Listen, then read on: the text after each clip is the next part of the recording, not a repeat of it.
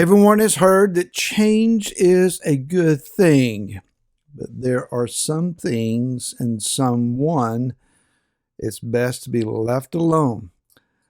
I despair Philip's Timothy Torah, day 3 of Hanan, and I pleaded. Let's go now to Deuteronomy chapter 4, verse 1 through 3, read this way. And now, O Israel, listen to the laws and the right rulings which I am teaching you to do, so that you live and shall go in and possess the land which Yahweh Elohim of your fathers is giving you.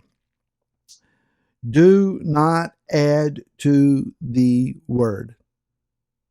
Read that again. Do not add to the word which I command you, and do not take away from it, so as to guard the commands of Yahweh your Elohim, which I am commanding you. Your eyes have seen what Yahweh did at Baal Peor, for Yahweh your Elohim has destroyed from your midst all the men who follow Baal Peor. Let's get one thing straight right up at the beginning. Not only is Yah awesome and glorious and beyond imagination and wonderful and all of the positives, he is perfect. His word is perfect. We look at translations and we think, I just don't know if that phrasing is right, or the word wasn't translated to my satisfaction. Why didn't they use it this way, etc.? We're looking at translations. But the word that Yah has given to his people is a perfect word. And to the degree that we try to understand it legitimately, even in the translations, we look, we study, we scrutinize, we examine, we go back, we learn some Hebrew, we try to do the best that we can, but we're not satisfied with good enough. It's just, well, that's good enough. We work at it. And it's in the working at it that we improve and that we gain knowledge and we gain understanding. And that's a good thing.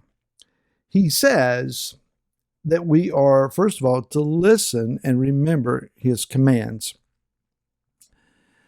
It is these same commands that we were generationally taught.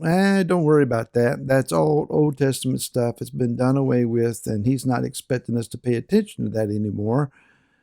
From the foundational mindset that says it's just too complicated. Many years ago, I went into a business venture of sorts, and I got involved in selling life insurance. And when the individual came that taught me what I needed to know, we looked at my life insurance policy, and I knew basically what it said and why we had bought it and what was sold to us. And I quoted to them the selling features of what we understood life insurance to be. And they smiled and were politely then opened up the policy and took me point by point and showed me, this is what you have. It's not what people say.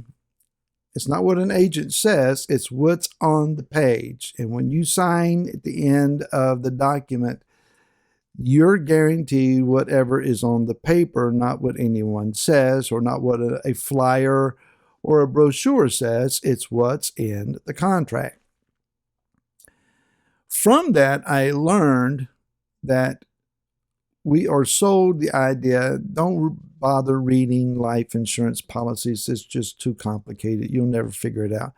You can figure it out. They're readable. And I'm not trying to sell you life insurance. I'm not in that business any longer. But I'm just saying that we are intimidated. We are taught to be intimidated. We are taught to not bother with it because it's over our head. It's not over our head. You can learn to read a life insurance document and figure out what's in it and what's not in it. And you can also look at the word, and it's not over your head. None of these commands are so hard for us that we can't obey them.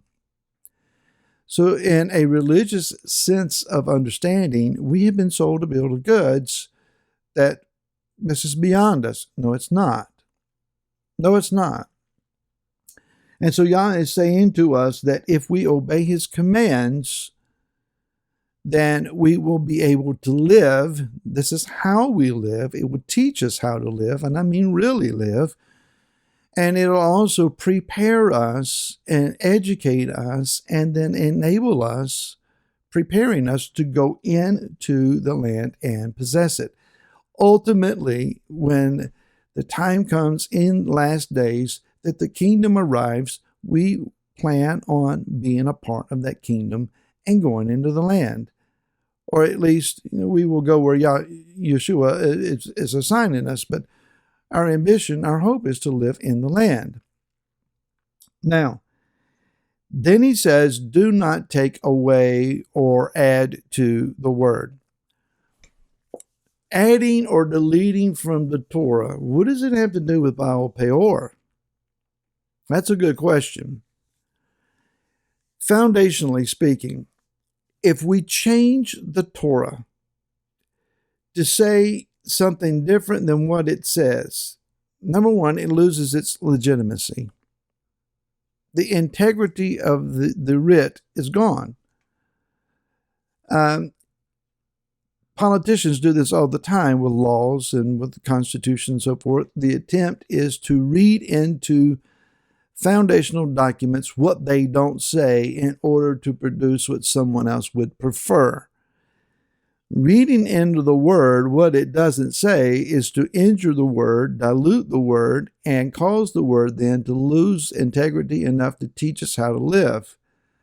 But then again, that's the goal for those who are seeking to somehow manipulate the word in some way.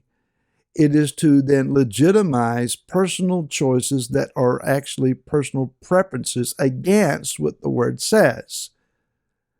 But there's an even more important injury that takes place because the Torah reveals Yeshua as the Messiah. The identity of the Messiah is revealed to us in the writings of Moshe. Once we began to play fancy and manipulate the scriptures of the Torah, we are redrawing and recharacterizing the face of our Messiah.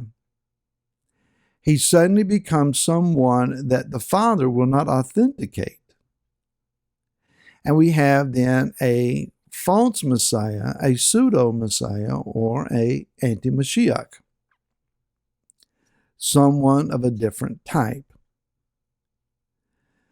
Whoever this character or system or however it represents itself in our days ahead very well may quote Torah to us, but in a means by which it is manipulated and contrived to say what it legitimately doesn't say. So if I change the Torah, I change the Messiah, then I also change the qualifications of entering into the kingdom and into my inheritance. All that being said, Yah doesn't change. And so those who are trying to change what should not be changed are disqualifying themselves because Yah is not obligated to accept our changes, because we don't have the authority to do so. Again, what does it have to do with Baal Peor? At Baal Peor, those who were indulgent and participating in the feast and drunkenness and partying of that idol god, they justified what they were doing by arguing tenets of the Torah, that it was only natural for a man to want to eat food and eliminate food and to have drink and to rejoice and celebrate. And what better way to do it than with a beautiful woman? Yah put these tendencies and desires in us. How can we be wrong? Because the Torah says so. Don't mess with the Torah. Don't mess with Yah. and keep your inheritance. And I'll see you again tomorrow. So then, shalom.